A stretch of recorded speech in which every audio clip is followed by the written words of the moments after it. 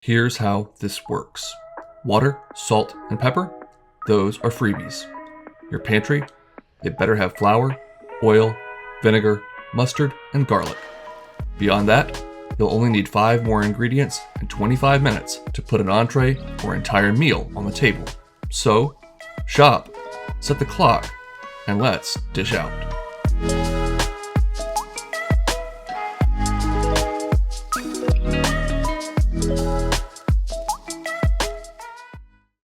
First things first, we're going to need some leftover corned beef from our St. Patrick's Day feast.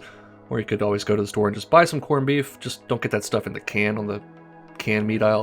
It's disgusting. Anyways, we'll need some green onions, a yellow or white onion, a few eggs, and a package of seasoned diced potatoes. You could use raw russets if you wanted to. They would just take a little longer to cook, but I like the flavor of these bagged pre-cooked potatoes.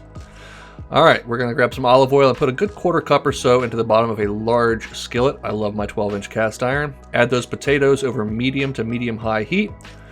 Add in that white onion that we diced up into a nice bite-sized dice, about the same size as our potatoes.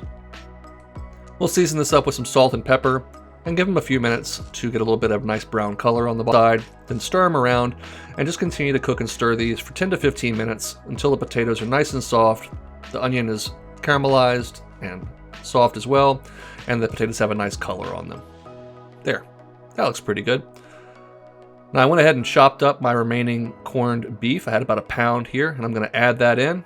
You don't want to chop it up too fine. You want to leave some nice chunks in there. Go ahead and stir that around for 3 to 5 minutes, or until that corned beef is just warmed through and maybe starting to get a little crusty on a few of the edges on the bottom of the skillet. That is looking perfect. All right, we can kill the heat on this and set it aside. What good would a corned beef hash be without a couple of nice runny eggs to put over top?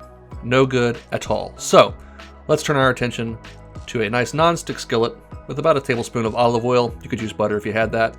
Crack in a couple eggs over medium heat, and I like mine sunny side up, seasoned generously with fresh pepper and a little pinch of salt. Once those whites are set and those yolks are still nice and juicy, we'll go ahead and lay that down over a generous bed of our corned beef hash. And here, the green onions play their usual finishing role as a nice garnish and pop of color for this hearty plate of breakfast, lunch, or dinner. Really, you could eat this any time of day. You got to crack those yolks and let them run down, coat those potatoes. For the really perfect bite, you got to get a little bit of everything. Check that out. That corned beef got a little caramelized on the edge. You know that is going to be tasty.